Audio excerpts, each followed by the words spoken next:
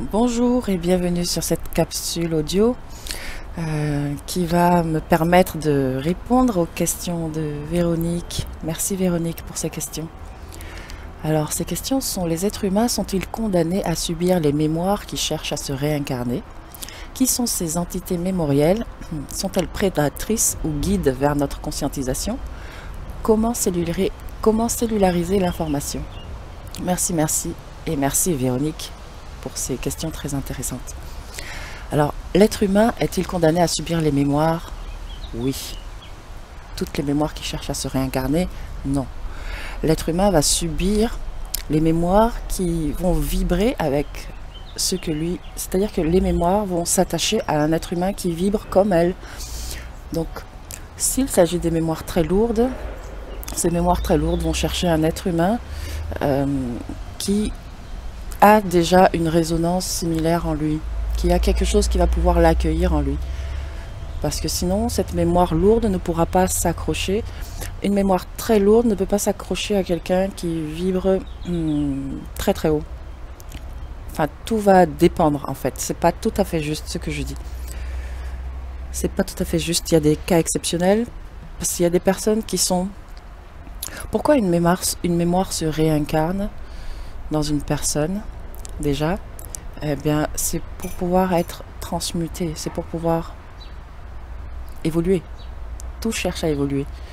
Et la mémoire qui se réincarne, son seul but est de continuer d'évoluer, de vivre, comme vous, comme moi. Elle va donc se réincarner, mais il y a des personnes suffisamment vibrantes qui peuvent transmuter certaines mémoires, donc qui vont aussi non pas subir du coup je vais dire, mais plutôt accueillir certaines mémoires. Vous savez, en ce moment nous sommes dans un temps d'épuration, et en ce moment on peut voir qu'il y a beaucoup de choses qui remontent, non, à l'intérieur des gens.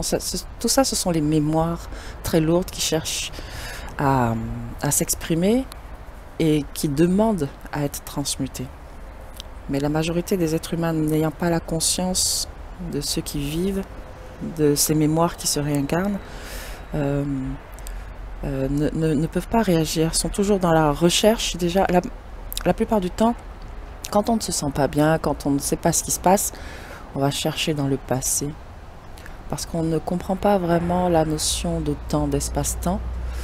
On ne comprend pas vraiment que tout le passé se vit au présent. En réalité, il est complètement inutile de fouiller dans le passé, une nécessité plutôt. Il suffirait simplement d'observer, d'accueillir, mais vraiment d'accueillir, c'est-à-dire d'accueillir. Quand je parle d'accueil, je parle de l'accueil dans la psychologie, non pas de l'accueil dans le corps mental, mais de l'accueil dans le corps psychologique, c'est-à-dire ne pas générer de souffrance ou de perturbations internes du fait d'une mémoire nouvelle qui se réincarne en nous. Par contre, le mental, lui, ne doit pas s'adapter. Lui, il est là pour adapter la situation, à ce qu'il est, ce qu'il veut vivre, ce qu'il doit vivre, je dirais. Donc, l'être humain subit les mémoires, oui. De 0 à 3 ans, vous pouvez constater que les bébés, ils n'ont pas... ils sont comme... On a l'impression qu'ils communiquent avec tout plein d'êtres. De 0 à 3 ans, alors là, ça serait... Je l'aborderai plus profondément dans la capsule où je parlerai de la réincarnation après la mort. Mais de 0 à 3 ans, il n'y a pas vraiment de... les mémoires sont redescendues... disons qu'il y a eu des mémoires fusionnées qui sont redescendues dans ce petit corps. Et de 0 à 3 ans, ça va être... comment dire?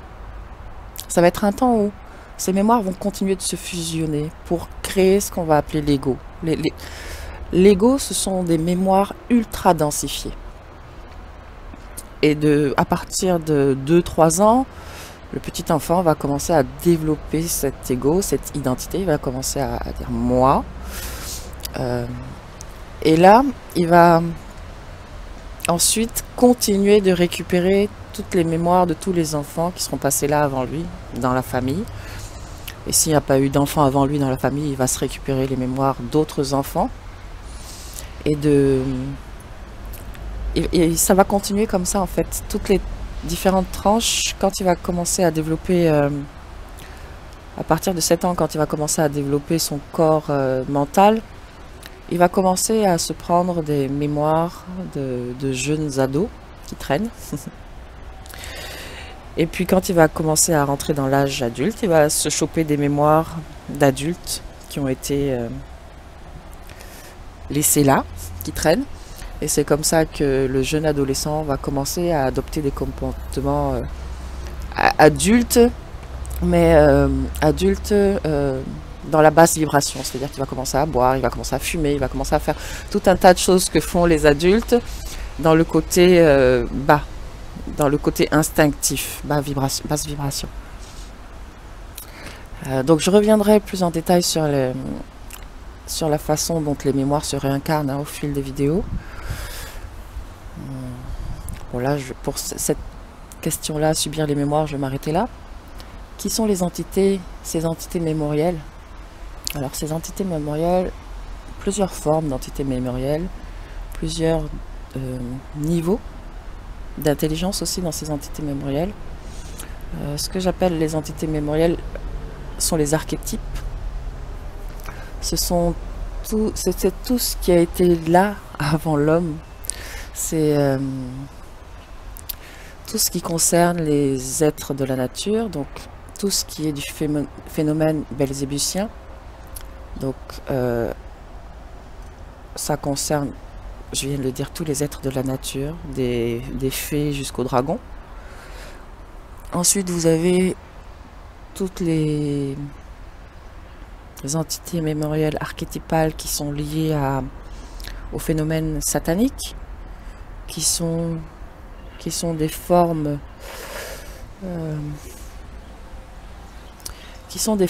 densifiées, mais qui viennent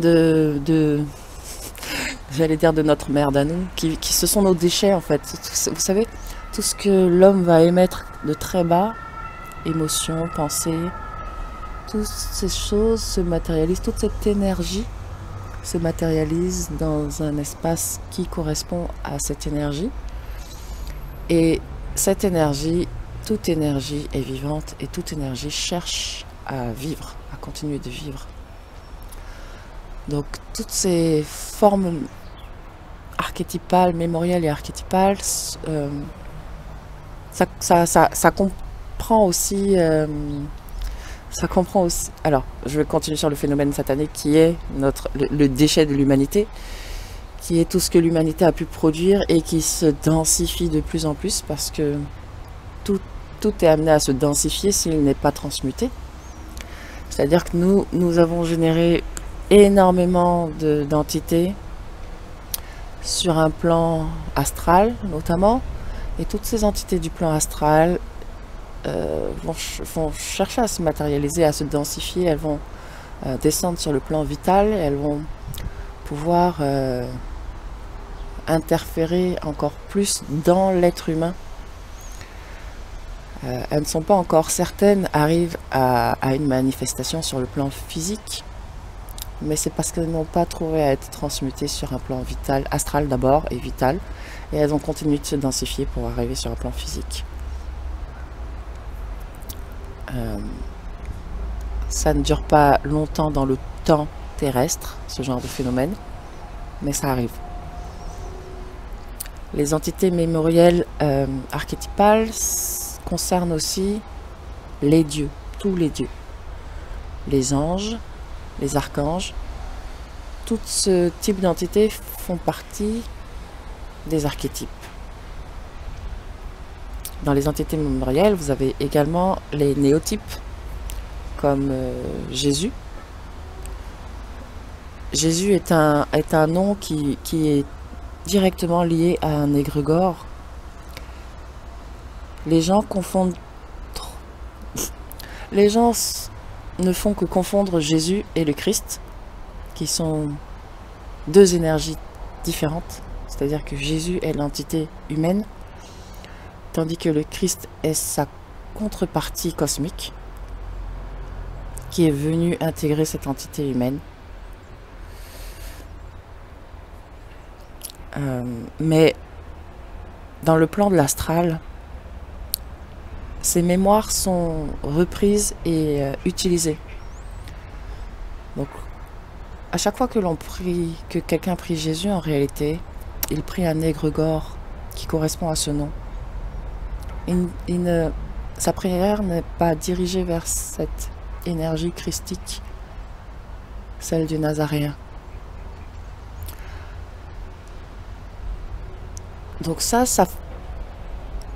toutes ces formes font partie des entités mémorielles, de ce que j'appelle les entités mémorielles. Qu'elles soient archétypales ou néotypales en réalité, il s'agit d'entités mémorielles. Il y a également des entités mémorielles que nous pouvons créer. Par exemple,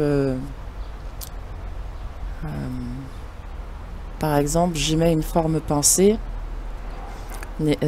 basse, de basse vibration, et cette forme pensée, je la nourris. C'est-à-dire que je m'hypnotise avec cette forme pensée, et je vais être capable de ce fait, au bout d'un certain temps, de matérialiser, de densifier cette forme pensée qui va se densifier non pas sur le plan physique, mais sur le plan vital, qui va devenir une entité qui va posséder une partie du corps vital, qui va s'en nourrir et qui va me causer des problèmes. Des problèmes physiques forcément. Donc voilà pour les entités dites mémorielles. Alors est-ce qu'elles sont prédatrices ou guides vers notre conscientisation? Eh bien les deux.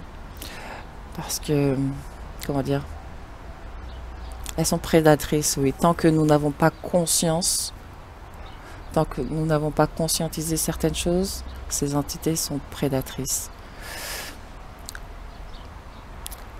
Et tant qu'elles sont prédatrices, elles sont un guide vers notre conscientisation, parce que l'homme évolue encore à cause de la souffrance.